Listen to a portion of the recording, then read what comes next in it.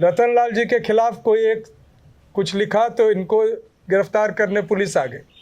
Court ने chargesheet accept किया हुआ है against the registrar of Delhi university and principle of Daulat Ram college. कोई कार्रवाई नहीं है। हम लोग आज देश के जो शीर्ष संस्थाएं हैं और राष्ट्रपति महोदया के साथ साथ चीफ जस्टिस ऑफ इंडिया का ध्यान आकृष्ट करना चाहेंगे। अभी नियुक्तियां हुई हैं, 10-10 साल लोग पढ़ा रहे थे, उनको हटा दिया गया है। उन नियुक्तियों में कोई पारदर्शिता नहीं थी और उन नियुक्तियों में सबसे अधिक जो टारगेट हुए हैं वो SC ST OBC के जो शिक्षक कई वर्षों से एडहॉक में पढ़ा रहे थे वो हुए। तो 77 कॉलेज एफिलिएटेड है दिल्ली विश्वविद्यालय से, उसमें एक भी प्रिंसिपल जो है वो बहुजन समाज से नहीं है। कई सारे डिपार्टमेंट 16 जो संस्थाएं जुड़ी हुई हैं, किसी का भी हेड SC ST OBC नहीं है।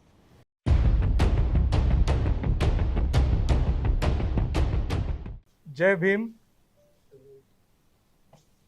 कुछ दिन पहले दिल्ली विश्वविद्यालय में हमारे देश के प्रधानमंत्री आए थे और उनके आने पर Delhi university forum for social justice की तरफ से एक रिपोर्ट उन्हें दी गई थी, उन तक पहुंचाई गई थी।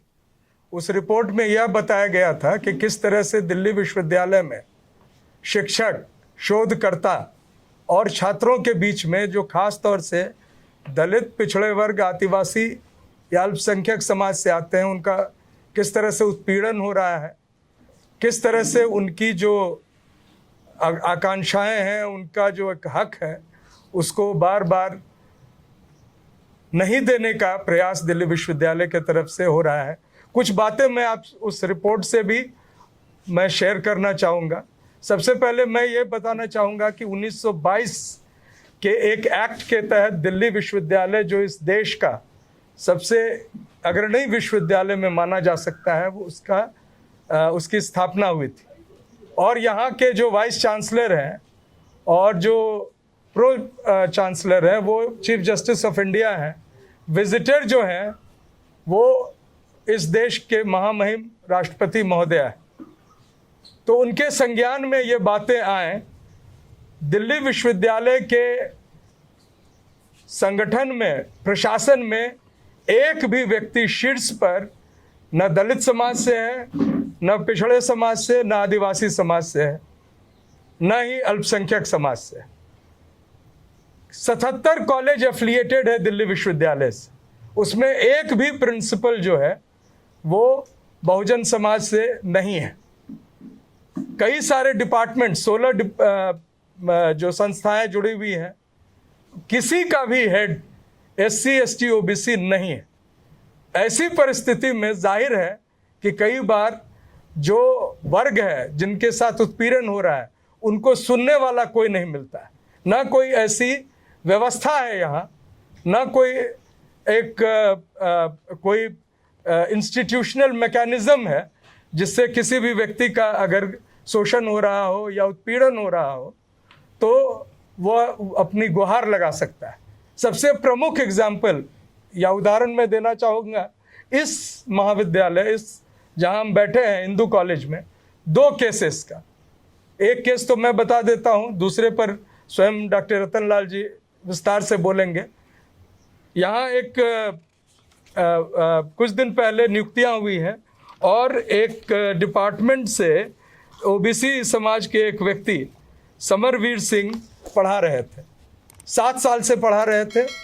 उनको हटाया गया तो जाहिर है उनको बहुत तकलीफ हुआ, लेकिन उनको बुलाकर फिर कहा गया कि हम आपको रख रहे हैं, और 2 दिनों के बाद फिर से उनको हटा दिया गया। और वो अकेले व्यक्ति थे अपने परिवार में कमाने वाले। तुरंत ऐसी परिस्थिति में वो सुसाइड करते हैं, और जिस सुसाइड के प्रति पूरे उस दिन इसी महाविद्यालय की प्रिंसिपल जो है सो एक समारोह में नाचती गाती दिखती हैं। और मतलब एक तरह से मैं बताना चाह रहा हूँ कि किस तरह से असंवेदनशील तरह से ऐसी सुसाइड्स को देखा जा रहा है। आपको पता है कि देश में कई सारे विश्वविद्यालय में इस तरह की घटनाएं हो रही हैं, लेकिन वो विश्वविद्यालय, खास तौर से केंद्र विश्वविद्यालय, अभी मैं हैदराबाद से आ रहा हूँ और वहाँ पर all India backward classes students association की मीटिंग थी। उन लोगों ने माना, और आपको आश्चर्य होगा, रोहित वेमुला के सुसाइड के बाद जो रिपोर्ट छपा था उसमें सारा दोष दिया गया उनकी माँ पर, कि उनकी माँ ओबीसी समाज से थी, अपने आप को दलित बताने के लिए वो, और रोहित वेमुला के प्रति कोई भी उत्पीड़न नहीं हुआ उस रिपोर्ट का एक अंश। तो ऐसी परिस्थिति में जाहिर है हम लोग आज देश के जो शीर्ष संस्थाएं हैं और राष्ट्रपति महोदया के साथ साथ चीफ जस्टिस ऑफ इंडिया का ध्यान आकृष्ट करना चाहेंगे। अभी नियुक्तियां हुई हैं, 10-10 साल लोग पढ़ा रहे थे, उनको हटा दिया गया है। उन नियुक्तियों में कोई पारदर्शिता नहीं थी, और उन नियुक्तियों में सबसे अधिक जो टारगेट हुए हैं वो SC ST OBC के जो शिक्षक कई वर्षों से एडहॉक में पढ़ा रहे थे वो हुए। तो हम आज Delhi university forum for social justice की ओर से मांग करते हैं कि जो केसेस हैं इस तरह के, और अभी जो बताएंगे डॉक्टर रतन लाल जी, खुद इनका केस प्रमोशन का ही नहीं, जो इनके आवास के आगे जिस तरह से एक इनका उत्पीड़न करने के लिए, इनको अपमानित करने के लिए, और जिस तरह की साजिशें और जो किया जा रहा है वो निश्चित तौर से निंदनीय है, और जितनी भर्त्सना की जाए कम है। और मैं समझता हूँ आपके माध्यम से पूरे देश के हमारे समाज के लोग, दलित, आदिवासी, पिछड़े समाज के लोग को ये जानना चाहिए कि कितनी विकट परिस्थिति में समाज के लिए अगर डॉक्टर रतन लाल जैसे लोग संघर्ष कर रहे हैं तो उनके साथ क्या हश्र हो रहा है इस महाविद्यालय में और इस विश्वविद्यालय में। और अगर आगे आने वाले चुनाव में इसको लोग ध्यान में नहीं रखेंगे तो ये परिस्थिति और बिगड़ती चली जाएगी। मेरे कॉलेज में 200 टीचर्स में से जो एलिजिबल थे 50-60 सभी का प्रमोशन हुआ है। मैं 7 साल से एलिजिबल हूँ, अकेला हूँ जिसका प्रमोशन रोक दिया गया, और इसलिए रोका गया है क्योंकि वो बैकवर्ड क्लासेस के इश्यूज को लेकर आप क्यों जाते हैं, NCBC क्यों गए या शेड्यूल कास्ट कमीशन क्यों गए। और इसी विश्वविद्यालय में डॉक्टर रितु सिंह थी, उनको नौकरी से निकाला गया, और उस पर चार्जशीटेड है रजिस्ट्रार एंड द प्रिंसिपल। रतन लाल जी के खिलाफ कोई एक कुछ लिखा तो इनको गिरफ्तार करने पुलिस आ गई।